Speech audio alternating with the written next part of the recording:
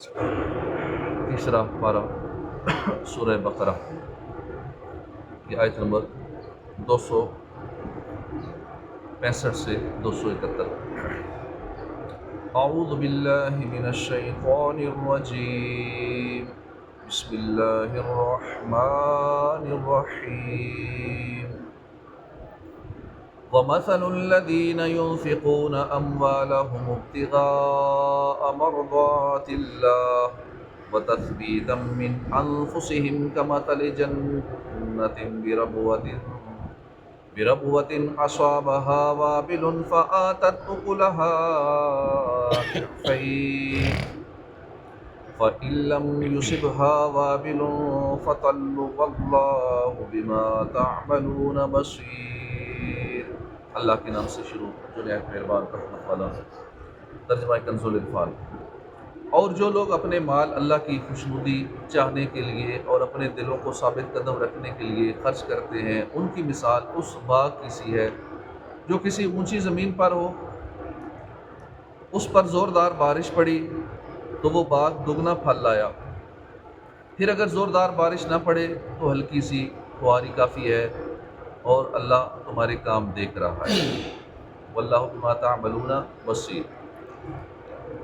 الذین ينفقون اموالہم، جو لوگ اپنے مال خرچ کرتے ہیں۔ اس آیت میں ان لوگوں کی مثال بیان کی گئی ہے جو خالصتاً رضائے الہی کے حصول اور اپنے دلوں کو استقامت دینے کے لیے اخلاص کے ساتھ عمل کرتے ہیں،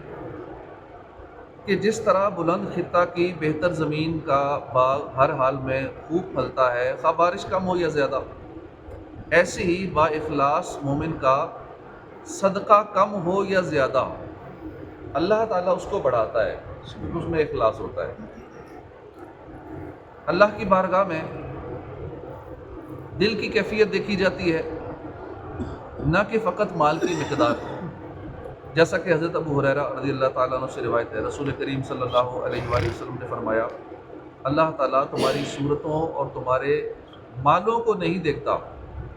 بلکہ تمہارے دلوں اور تمہارے عملوں کو دیکھتا ہے۔ سبھی قربانی کا سیزن ہے، لوگ جانور لیتے ہیں، لاکھوں کروڑوں کی بھی لیتے ہیں، خوبصورت بیل نارمل 3-4 لاکھ سے شروع ہوتے ہیں خوبصورتی کی وجہ سے، آگے 10 لاکھ 20 لاکھ 50 لاکھ کروڑوں تک قیمتیں جاتی ہیں۔ اب اتنا لگا کے بھی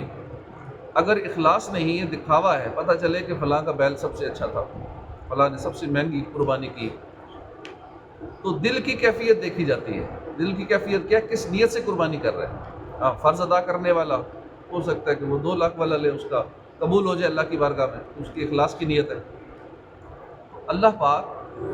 دلوں کی کیفیت دیکھتا ہے، اخلاص دیکھتا ہے۔ اَيَوَدُّ أَحَدُكُمْ أَن تَكُونَ لَهُ جَنَّةٌ مِّن نَخِيلٍ وَأَعْنَابٍ تَجْرِي مِن تَحْتِهَا الْأَنْهَارُ لَهُ فِيهَا مِن كُلِّ الثَّمَرَاتِ وَأَصَابَهُ الْكِبَرُ وَلَهُ ذُرِّيَّةٌ ضُعَفَاءُ فَأَصَابَهَا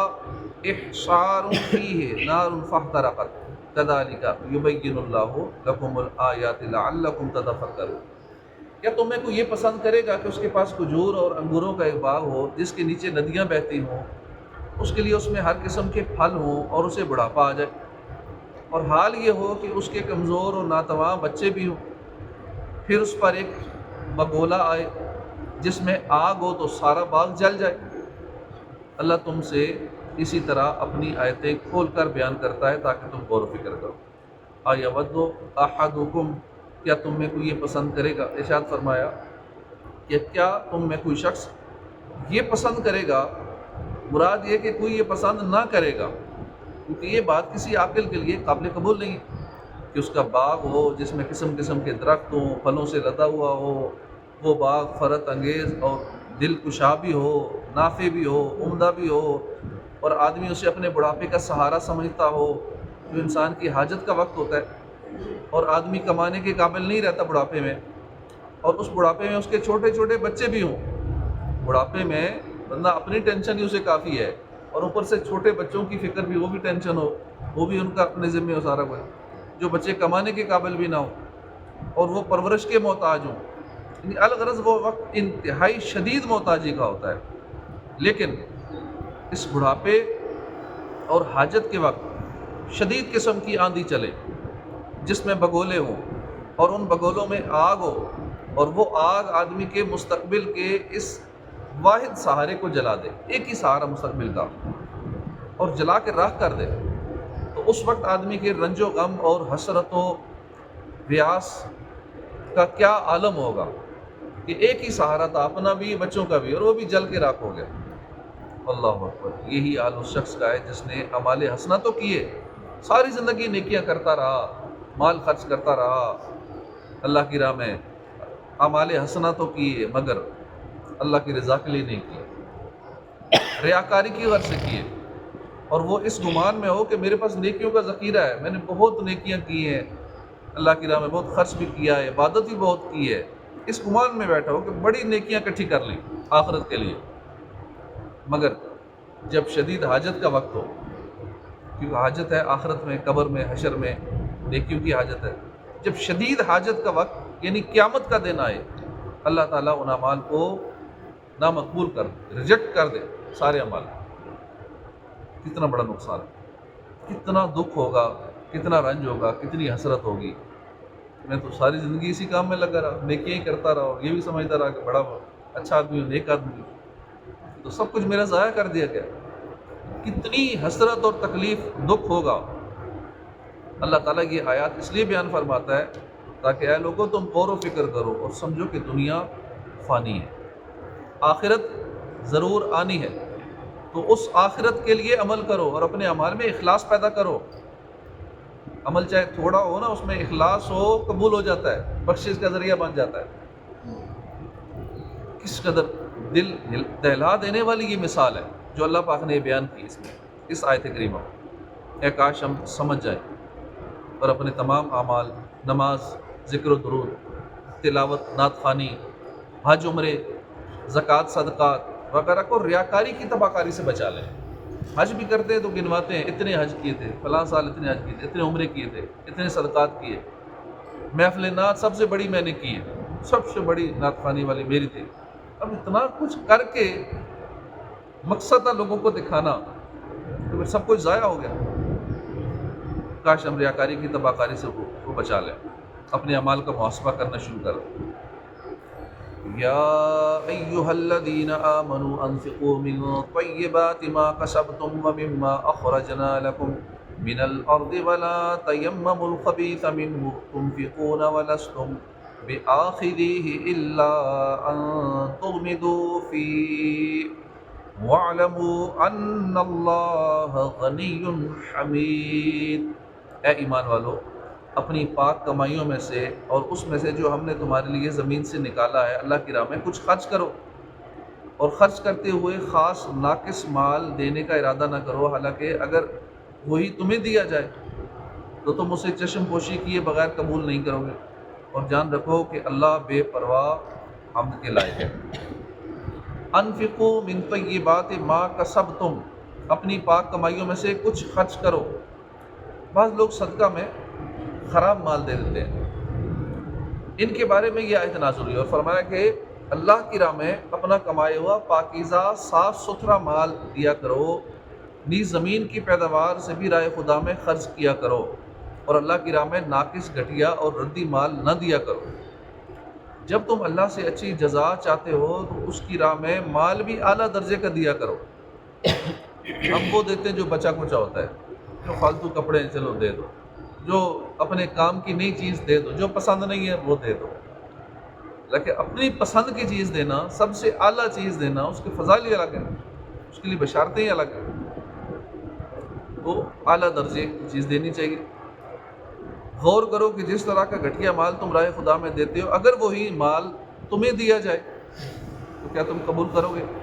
پہلے تو قبول ہی نہ کرو گے، اور اگر قبول کر بھی لو تو خوش دلی سے نہیں کرو گے، بلکہ برا مانتے ہوئے دل میں لوگے۔ تو جب اپنے لیے اچھا لینے کا سوچتے ہو تو راہ خدا میں خرچ کیے جانے والے کے بارے میں بھی اچھا ہی سوچو۔ بہت سے لوگ خود تو اچھا استعمال کرتے ہیں، لیکن جب راہ خدا میں دینا ہوتا ہے تو پھر ناقابل استعمال گھٹیا قسم کی چیزیں، وہ اللہ کی راہ، یہاں تک کہ چندہ بھی دیتے ہیں اللہ کی راہ میں، پرانا سا نوٹ نیا جو ہے وہ جیب میں کڑک والا، وہ پھٹا پرانا وہ چندے میں ڈال دیا، جمعے کی جھولی میں وہ ڈال دیا، اچھے والا جیب میں، حالانکہ دونوں کی قیمت سیم ہے، دونوں 10 کے نوٹ ہیں، دونوں کی سیم ہے، لیکن نیا 10 کو نوٹ جیب میں چن کے ماڑا سا نوٹ نکال کے وہ چندے کی جھولی۔ تو بہت سے لوگ خود اچھا استعمال کرتے ہیں، اللہ کی راہ میں گھٹیا مال دیتے ہیں، ناقابل استعمال مال دیتے ہیں، ان کے لیے اس آیت میں عبرت ہے۔ اگر کوئی چیز فی نفسی تو اچھی ہے، لیکن آدمی خود کو پسند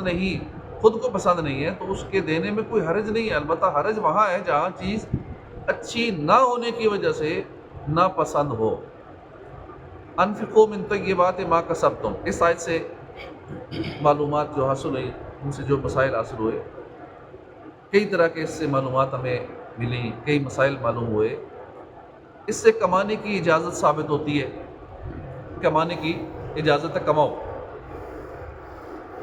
آیت میں نفلی اور فرض صدقات دونوں داخل ہو سکتے ہیں۔ اپنی کمائی سے خیرات کرنا بہتر ہے،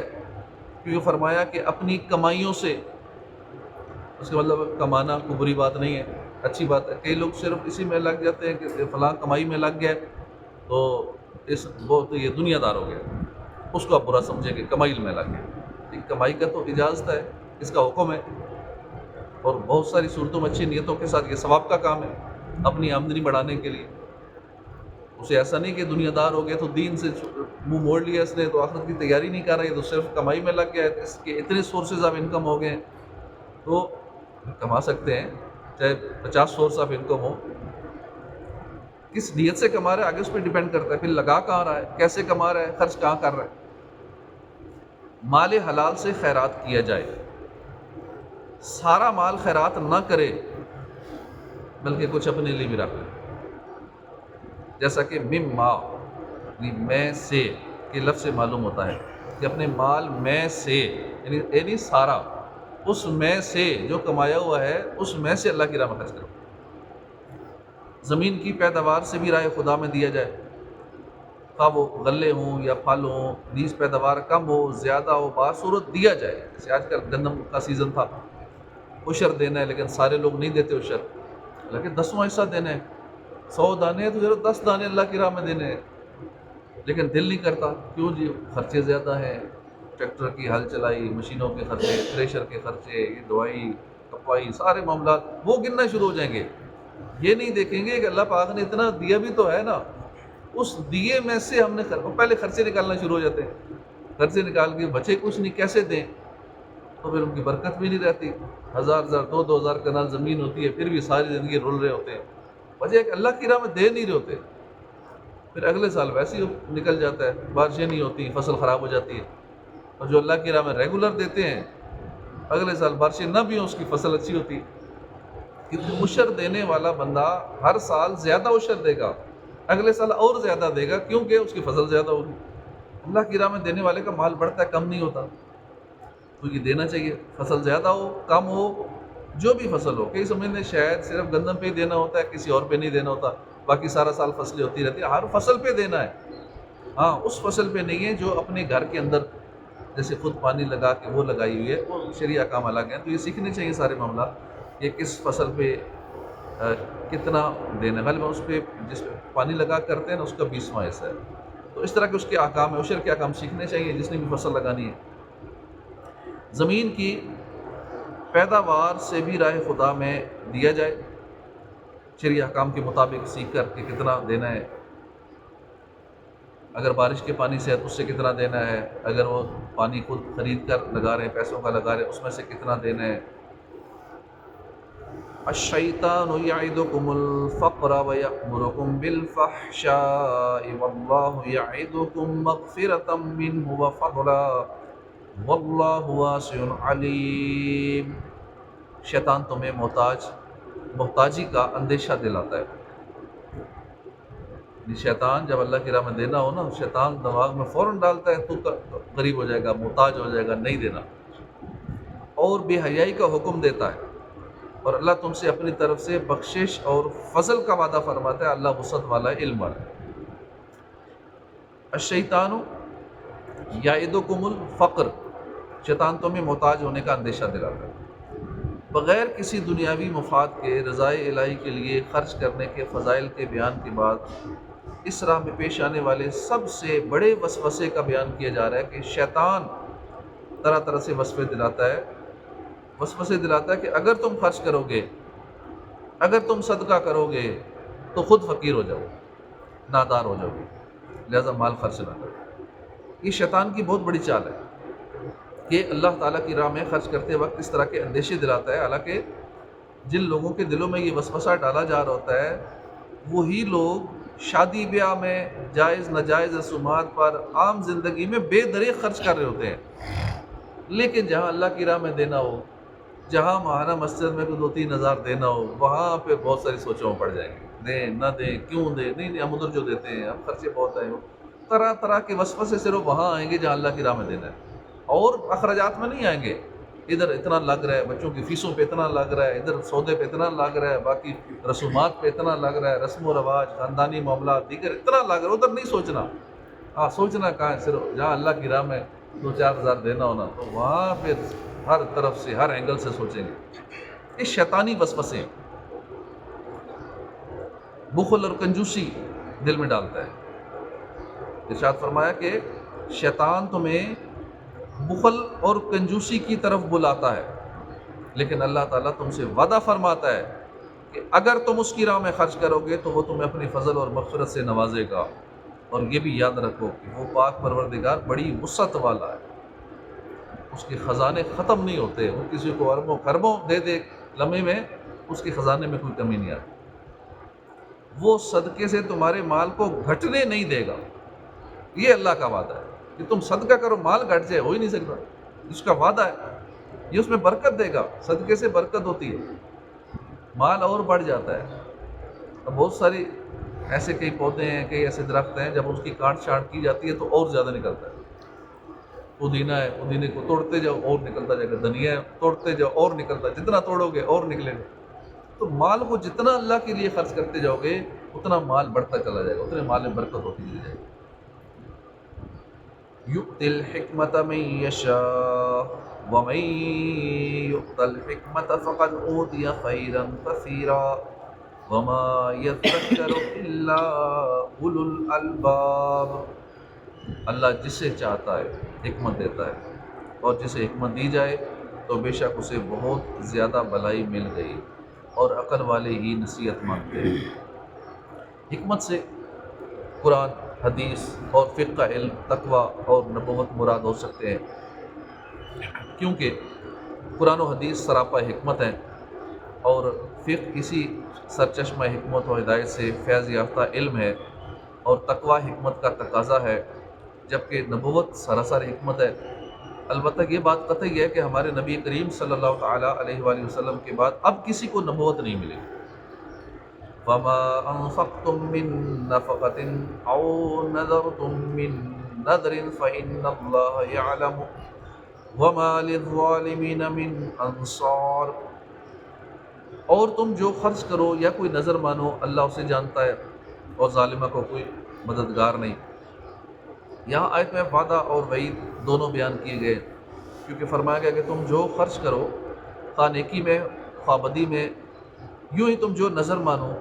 اچھے کام کی یا گناہ کے کام کی، ان تمام چیزوں کو اللہ جانتا ہے، تو اچھے عمل خرچ اور نظر پر ثواب دے گا،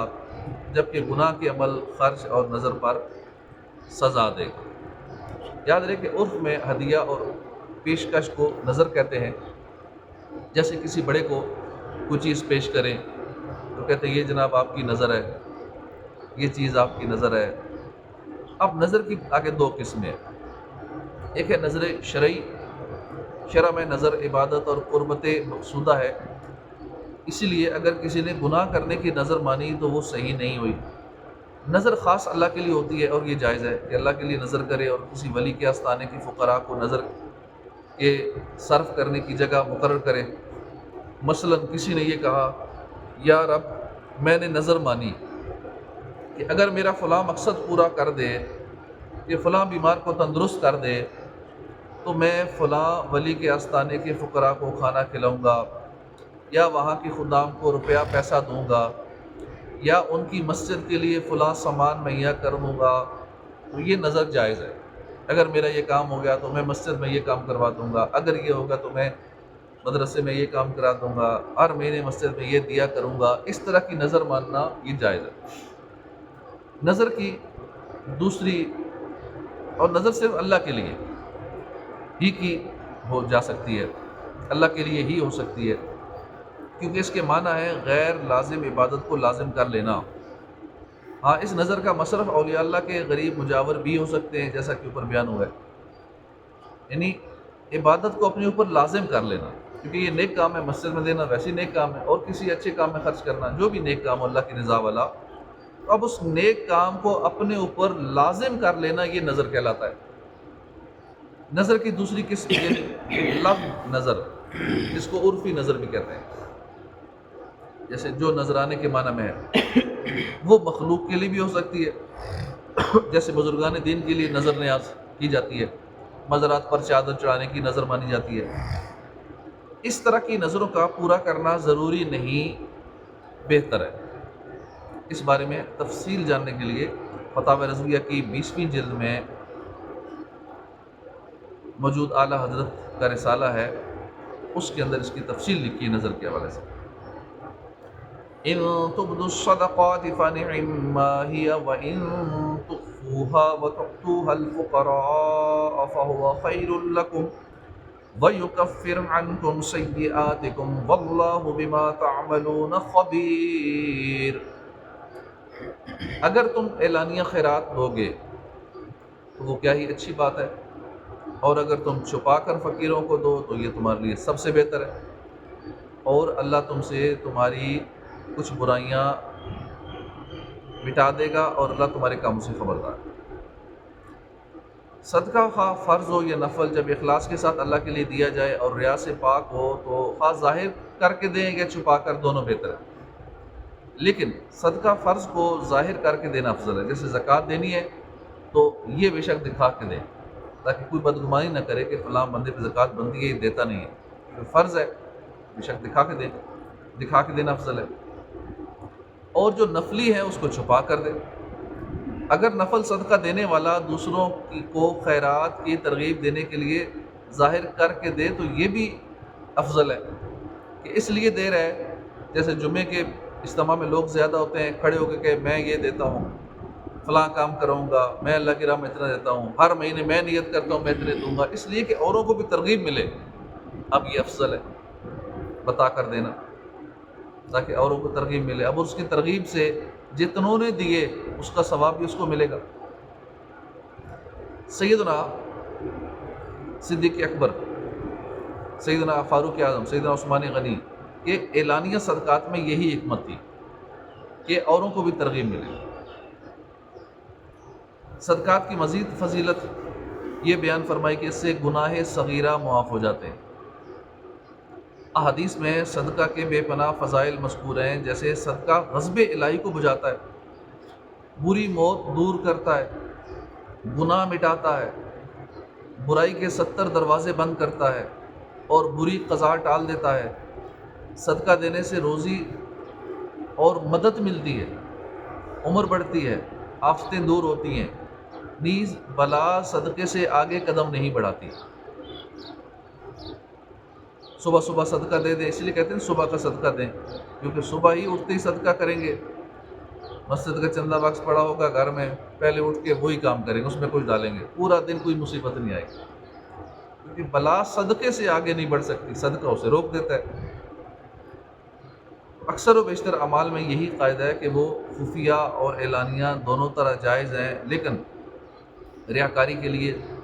اعلانیہ کرنا یہ حرام ہے، دوسروں کی ترغیب کے لیے اعلانیہ کرنا یہ ثواب کا کام ہے. کام ایک ہی ہے، ثواب بھی ہے حرام بھی ہے، صرف نیت کا فرق. مشائخ اور علماء بہت سے اعمال اعلانیہ اس لیے کرتے ہیں کہ ان کے مریدین اور متعلقین کو ترغیب ملے. یہ کہتے ہیں فلاں پیر صاحب بہت زیادہ اپنی نیکیاں بتاتے ہیں، اپنے اعمال بتاتے ہیں،